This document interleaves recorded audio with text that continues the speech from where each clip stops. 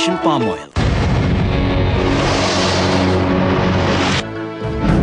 Baka masyado na kayong nalilibang. Oras na para malaman ang hibang. Totoo ang A. Sinubukan ng ipaghalo ang kamatis at genes ng isda mula North Pole. Ang resulta, malusog na uri ng kamatis na pwedeng itanim sa malalamig na lugar. Totoo rin ang B. Tinurukan ng researchers ang ilang mga kambing ng spider genes. Kaya ang gatas ng mga kambing na ito ay mas makapangyarihang protina na ginagawang bulletproof vests. Ang peke ang C. Dinoktor lang ang litratong yan ng isang nahihibang na artist na nangangarap ng futuristic food.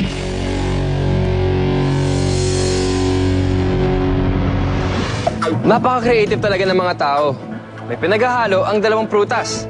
Meron din pinagsasama ang dalawang sports. Inline skates plus downhill skiing equals unbelievable. Tubong Vermont si Doug Look. Kaya nahilig siya sa sports na may kinalaman sa snow, lalo na ang downhill skiing.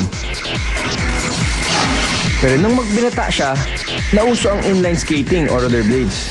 Lumipat siya sa bagong libangan. Pero bitin daw, kasi hindi kasing bilis ng skiing. Kaya pinagana ni Doug ang iba pa niyang muscles. Mental muscles, kumbaga. Hanggang sa may naimbento siyang bagong sport. Kwento ni Doug, nakatulong din na nagtrabaho siya sa kumpanya ng rollerblade. I worked for Rollerblade for a few years, testing prototypes and finding out what works, what doesn't. Ngayon, gumagamit pa rin siya ng standard ski boots at ski poles na may rubber sa dulo. Pero yung inline skis, pinasadya. Ayan, ready na siya mag-street skiing.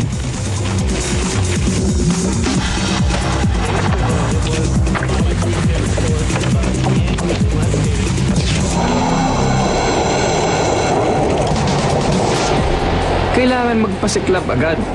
Susubukan ni Doug mag-ski pababa rito sa hill sa bilis na 50 miles per hour, parang sa highway.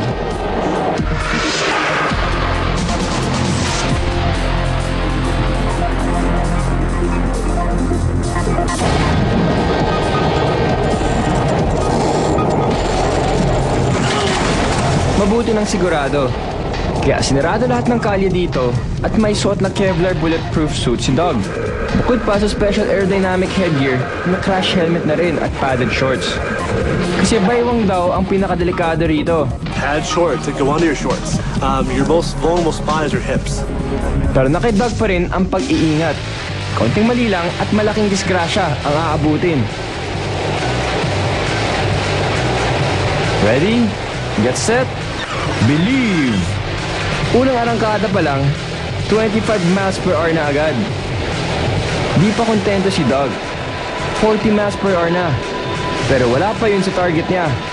Kaya hataw pa. Ayan, 50 miles per hour.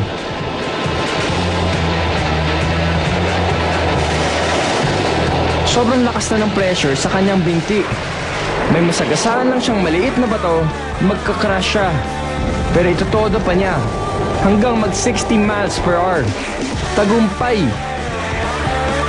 Parang nga nito, hindi lang para kay Doug, kundi sa imbensyon niya. In fact, ang street skiing ay legal na sa skateboard-friendly areas at buwan-buwan, laging may bagong record sa dami na nag-eengganyo rito.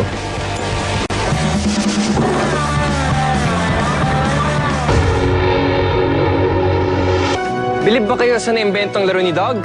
Mamaya, bibilib kayo sa naimbentong kwintas. Dahil pwede itong kainin pag nagugutom.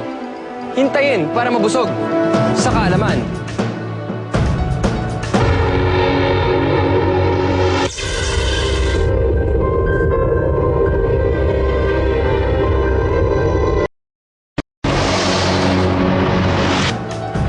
Nakakita na ba kayo ng kakaibang kwintas?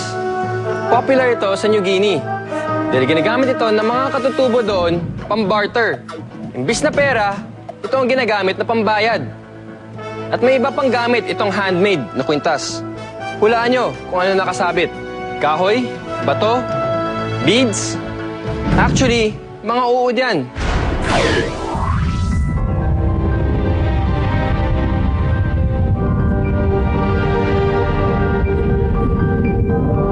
Tamang-tama ito pagsuot ng mga mandirigma.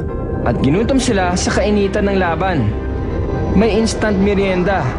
Just add water, sariwang-sariwa pa to.